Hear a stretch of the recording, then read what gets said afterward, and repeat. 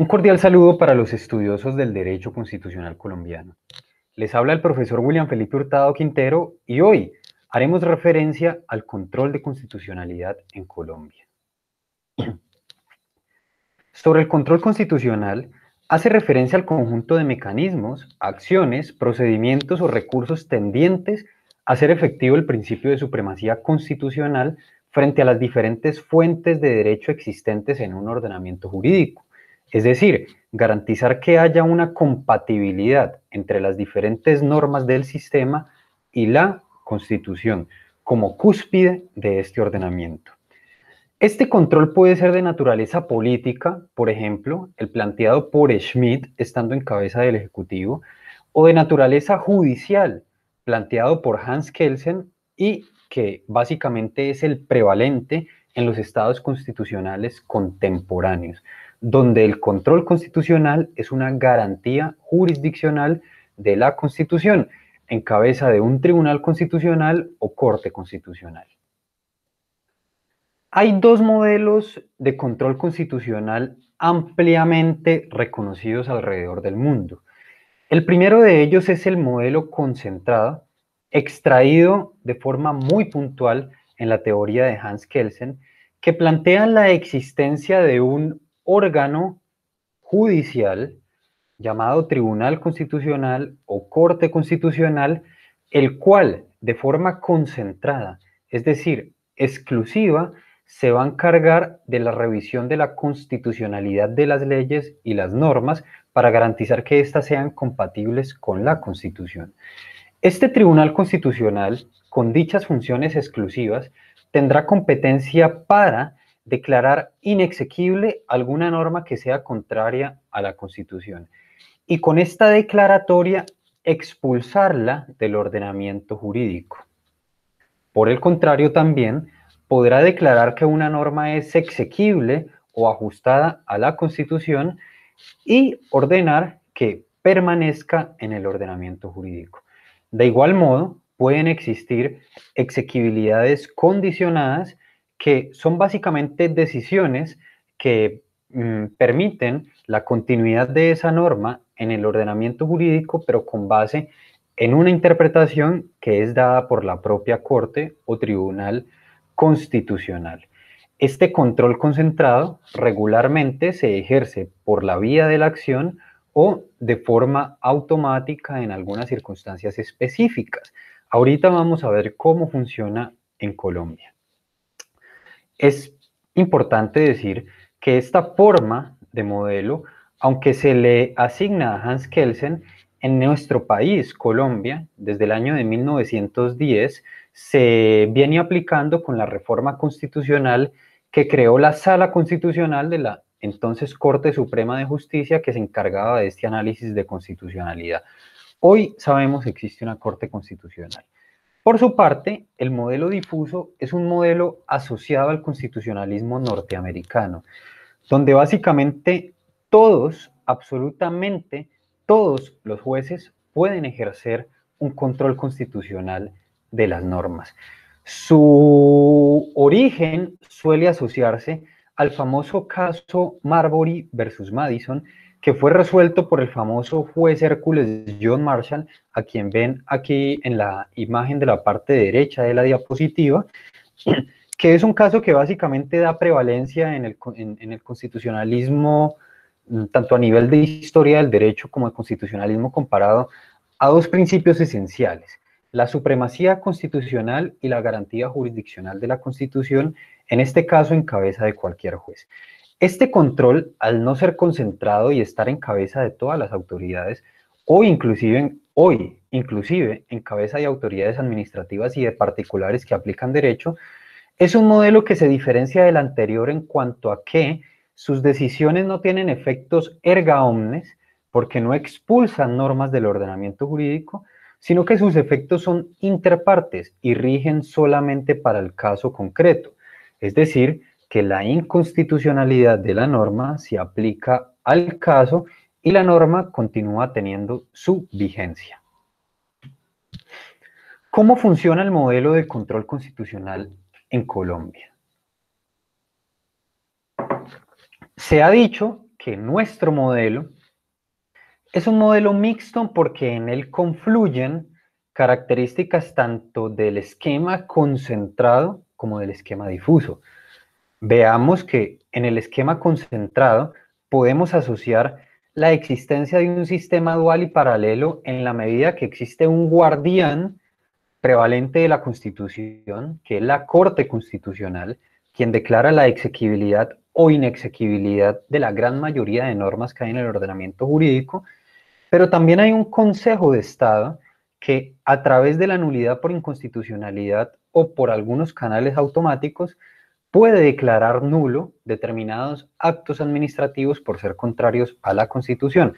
Entonces, en nuestro esquema concentrado, esas características se dan en un sistema dual y paralelo.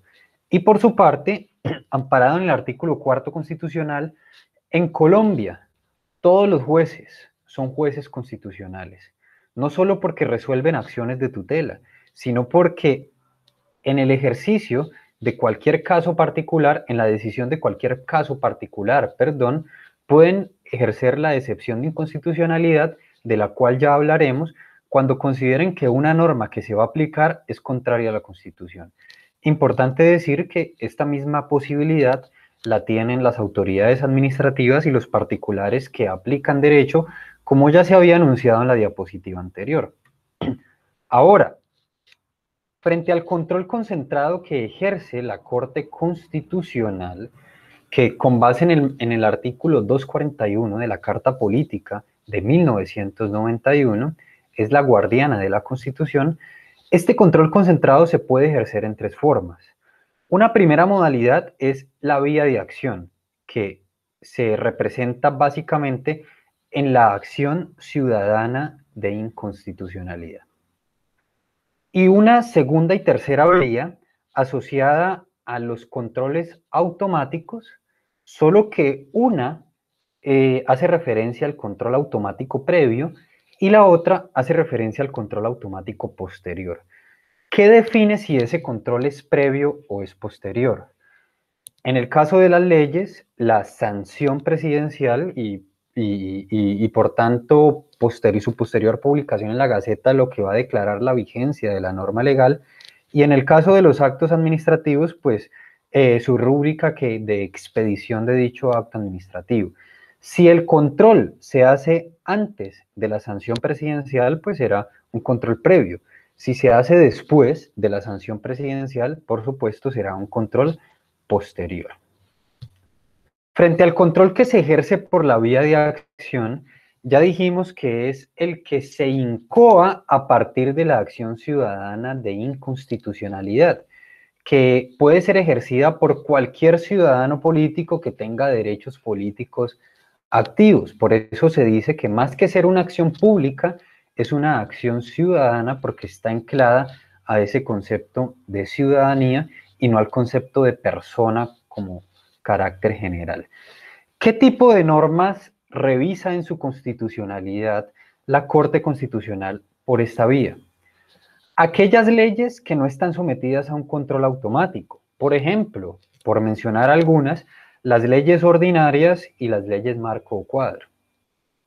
Los decretos con fuerza de ley, es decir, esos decretos que han sido expedidos por el presidente en ejercicio de funciones extraordinarias otorgadas por el Congreso de la República, los actos legislativos, principalmente por defectos o errores de tipo procedimental, es decir, es un control de forma, pero bajo el denominado test de sustitución constitucional, que sigue siendo un test de forma, porque es un test que analiza la invasión de competencias por parte del legislativo frente al constituyente primario, es decir, un acto legislativo que se expide con base en competencias que no se tenía, pero que en el fondo se reconoce, es un análisis sustancial en cuanto a que revisa si algunos de los elementos esenciales de la Constitución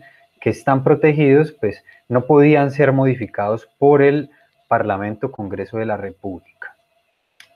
Por esta vía también se revisan los referendos sobre leyes y de las consultas populares y plebiscitos del orden nacional.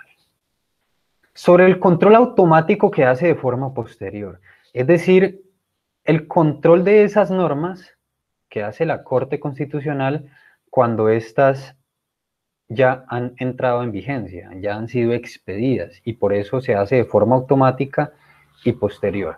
Hay que decir que una de esas representaciones son los decretos legislativos de estados de excepción. Es algo que hemos vivido en nuestra realidad nacional.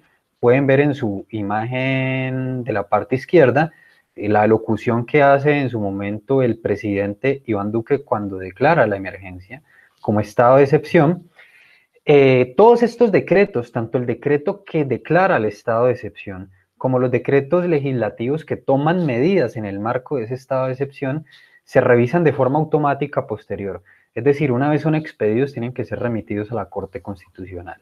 Lo mismo pasa con las leyes aprobatorias de tratados públicos internacionales, como en su momento pasó con aquella que aprobó el Estatuto de Roma de la Corte Internacional, de la Corte Penal Internacional. Control automático que se hace de forma previa. Bueno, algunas representaciones de esto son, por ejemplo, los proyectos de ley estatutaria. Tienen que ser revisados por la Corte Constitucional antes de la sanción presidencial. El proyecto de ley que convoca un referendo constitucional y la convocatoria de una asamblea constituyente. Y, por supuesto, las objeciones presidenciales que se hagan con argumentos de una presunta inconstitucionalidad de ese proyecto de ley. En estos casos, cuando el presidente lo objeta, el proyecto tiene que ser remitido a la Corte Constitucional para que revise esa objeción presidencial por supuesta inconstitucionalidad. Sobre el control concentrado que ejerce el Consejo de Estado. Tenemos que es un control que se fundamenta en el numeral 2 del artículo 237 de la Constitución y es un control residual. Es decir, básicamente recae sobre esos decretos que, conforme al artículo 241 de la Constitución, no están bajo la revisión o supervisión de la Corte Constitucional. Por eso es residual, porque es lo que queda, se ejerce sobre lo que queda. Y se puede hacer también por dos vías, una que es la vía de acción, llámese en este caso el medio de control de nulidad por inconstitucionalidad, y la otra es el control automático que se ejerce, por ejemplo, sobre los decretos ordinarios que desarrollan medidas tomadas en decretos legislativos en el marco de un estado de excepción. Ahora veamos por qué en Colombia, ya que dijimos que hay un modelo considerado mixto, hablamos de un control difuso. Dijimos que en Colombia todo juez, toda autoridad administrativa y todo particular que aplique derecho tiene la obligación de aplicar la Constitución cuando una norma le sea contraria. Y esto se hace a través de ¿qué figura jurídica? A través de la excepción de inconstitucionalidad. Es decir, dejar de aplicar una norma vigente para aplicar directamente la Constitución porque se considera que esa norma le es contraria. Su fundamento, además de las diferentes sentencias de la Corte Constitucional, que ya darán otro momento para discutirlas y mencionarlas, está en el artículo 4 de la Constitución cuando dice que la Constitución es norma de norma y que en todo caso incompatibilidad entre la Constitución y la ley u otra norma jurídica, mire que habla en general de las fuentes normativas, se aplicarán las disposiciones constitucionales. Sus características son, pues, su competencia sin género, en cuanto a que la puede ejercer cualquier juez, cualquier autoridad administrativa y cualquiera particular que aplique derecho. Por ejemplo, un funcionario de talento humano de una empresa de carácter privada que esté llevando a cabo un procedimiento disciplinario frente a alguno de sus empleados. Está aplicando una norma de tipo particular que también está sometida al imperio de la Constitución. Por tanto, también puede ejercer la excepción.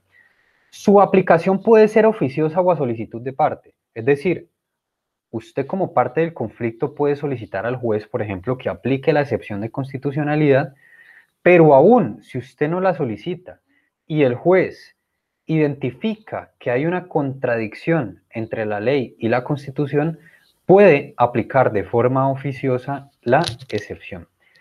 Y sus efectos, como lo habíamos dicho con anterioridad, son interpartes. La norma considerada contraria a la Constitución no es expulsada del ordenamiento jurídico, sino que su inaplicación es solamente en ese caso concreto, frente a las partes en conflicto. Y por supuesto tiene condiciones objetivas de aplicación, de lo contrario sería una carta abierta al prevaricato. Algunas de esas condiciones objetivas de aplicación son, por ejemplo, que la norma sobre la cual recaiga la excepción no sea una norma que ya haya sido declarada exequible por parte de la Corte Constitucional o haya sido declarada válida por parte del Consejo de Estado. Otra condición objetiva es que no se trate tampoco de una norma que sea una reproducción de una norma ya declarada exequible. Básicamente, estas son las principales condiciones objetivas de aplicación, sumadas a una tercera que indica que la contradicción entre la norma y la Constitución tenga que ser evidente. Es decir, que no exija procesos mentales y racionales sumamente complejos, sino que sea razonablemente demostrable su contradicción. Si quieren complementar lo que hemos visto en esta muy breve sesión, pueden buscar algunas de estas bibliografías. Por ejemplo, el artículo El descontrol de constitucionalidad en Colombia, de Mendieta González y Tobón Tobón, un texto muy importante que es el Derecho Procesal Constitucional, el nuevo concepto de Rey Cantor y Rey Anaya, y dos textos de quien les habla, que les puede apoyar en algunos de los contenidos, que uno es el denominado excepción de inconvencionalidad en el ordenamiento jurídico colombiano y el otro, publicado en Paraguay, diálogo entre el derecho administrativo y el derecho constitucional, reflexiones acerca del medio de control de nulidad por inconstitucionalidad en Colombia. Espero que para todos ustedes haya sido de claridad e importancia y por supuesto utilidad este tema y a todos les agradezco por su atención. Muchas gracias.